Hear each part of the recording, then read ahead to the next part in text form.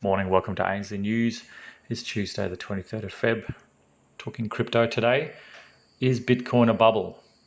Yesterday BTC and ETH had short, sharp corrections and bounced back. Topically last night, our favourite macro investor Raoul Pal released a Macro Insiders In Focus report updating us on why the digital asset space is something that we can't ignore. In his words, it's literally the biggest thing that's ever happened. We believe that during these incredible times, especially when riding parabolic gains, it's important to keep your head screwed on. And we found Raoul to be a fantastic point of reference. Here's an excerpt from his latest report. Let's hand this over to Raoul. Riding an exponential trend is literally the most psychologically difficult thing to do. Everyone you know and trust screams at you to take profit. Don't be an idiot, and offers 57 reasons why it might all go wrong. It's so damned hard to filter all this out and keep your conviction when you are in reality riddled with the insecurity of your thesis, and as you should be, but still have maximum conviction. Raoul then goes on to put bubbles into perspective. Starting in the late 1990s, something entirely new began. A network that connected everyone on the earth. Something unlike anything we've ever seen before. That was the internet. The first phase of the internet involved some people getting it and a load of people piling into the momentum. We didn't know how it was going to evolve, but we kind of understood it was going to be big. That led to a bubble that people still refer to today as a classic bubble. But was it? The answer is yes and no. Price did get ahead of the ability to predict the winners and losers, so the speculative nature of the initial rise was followed by a large collapse. But then something happened that most people really didn't get. The rise of the network affects businesses, driven by behavioral economics, Google, Facebook, and Amazon. Looking back on the early NASDAQ bubble and the collapse phase, it now seems like a distant memory in the chart, which we're going to show here. Looks small in comparison, doesn't it? That big bubble in the late 90s compared to where we are now. Since 1995, if you just held on to the NASDAQ and didn't sell, you'd be up 3,122%, or 14.3% per annum. But the NASDAQ is a mix of different companies, from software companies to hardware. These are not the same. When you tease out the network effect companies, an entirely different picture emerges, the exponential trend. Here's Amazon, up 226,000% since going public and generating an unbelievable 37% returns per annum. Remember, this stock was always deemed to have a ridiculous valuation and was historically unprofitable and constantly referred to as a bubble, as investors struggle to understand how network effects translate into exponential trends. Here's that Amazon chart here.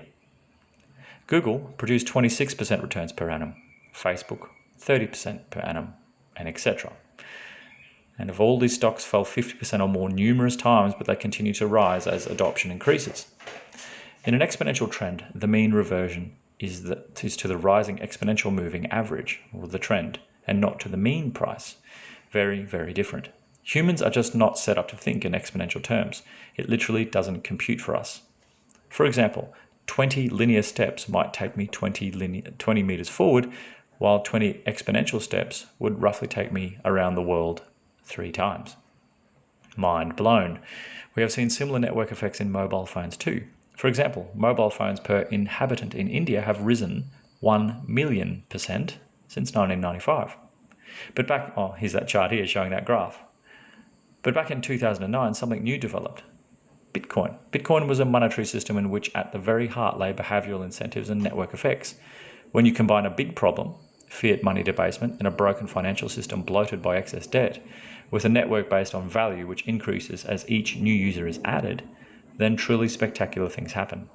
You see, in the case of Amazon, the shareholders got the rewards while the platform user got the functionality. But in the case of Bitcoin, the platform user gets the economic reward too. This is beyond powerful as a mechanism to create adoption. The case in point is that Bitcoin is by far and away the best performing asset in the history of mankind. Just take that in for a second.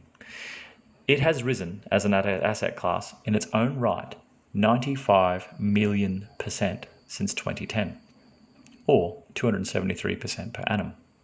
Surely it is a bubble. Yes and no. Yes, it sometimes overshoots in an exponential average by too much and corrects, but the exponential moving average is always rising. I've written expansively how this is Metcalfe's law in full sight.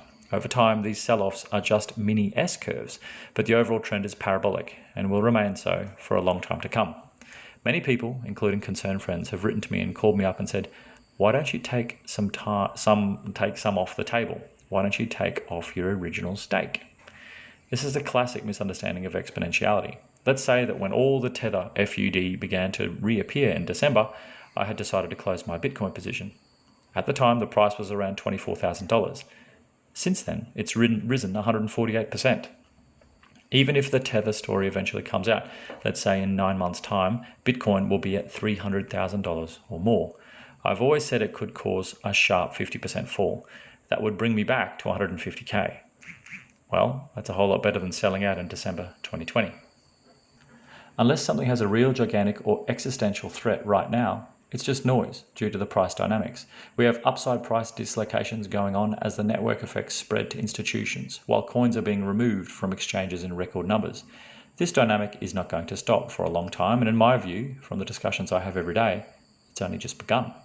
In addition to all this stuff, there is another change that is so profound that most people haven't yet got their heads around it.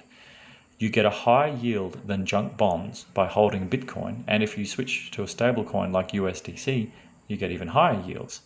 That means you are not really incentivized to sell, and even if you do, you're not incentivized to bring it back into the traditional system unless you want to acquire some lifestyle chips.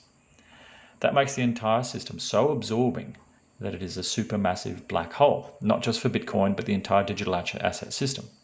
And that's just the start. I'll elaborate how big this is going to become in due course. But when I refer to it as being the macro trend, the only one that really matters, I'm not being hyperbolic. You see, equities are the second best performing asset after Bitcoin. But when you look at what's really going on, things aren't as what they first appear. So many people scream that inflation is coming, but it is a near impossibility outside the cyclical CPI rises to generate goods or raw material inflation due to technology, globalization, demographics, and debt dynamics. Although no one sees it, we do have inflation. It is massive and it is insidious. It is the devaluation of fiat currency overall. This is what so many people have got wrong. They were looking to the 1970s and missed the bigger picture. For years, I've been tracking this by looking at a basket of 27 fiat currencies versus gold, the longest standing measure of value we have. Here's a chart here, gold price versus the GMI currency basket. Gold is up 300% versus fiat currency since 2008. Or put another way, the value of fiat has fallen 60%. The rise in gold is just a manifestation of the rise in M2. It has basically held its value over time. Here's that chart here, gold versus the M2 index. But Bitcoin, well, that's an entirely different game. It too has the store of value component, but on top of it is the network adoption effects of an entirely new financial system coming into being. It has massively outperformed M2 growth. But eventually in this cycle, we will overextend versus the 300-week exponential moving average. We are currently 575% above it. But the last two bull markets hit 993% and then 1,525% above it, respectively. Here's that chart here. Remember the EXPMA, or the exponential moving average, is also now rising sharply too, and the maths suggest it will continue to do so. This indicates that we'll probably have another 400 to 500% to go on the upside for BTC before the next S-curve of gravity kicks in. Back in 2013, the market rose another 10 times, or 10 by, after it hit 620% above the exponential moving average, and in 2017 it rose another 450%. Back in those previous bull markets, both had pretty decent corrections of 35 to 50%, somewhere around this point. Seasonality suggests that a correction will come in March and will be short-lived before a much bigger run in June, when I think it reaches 100K and corrects for longer. Bull markets see another 10 buy from that deeper correction. Here's that chart showing here. But all the time, BTC is just catching up with its theoretical Metcalfe's law fair value of somewhere near $500,000.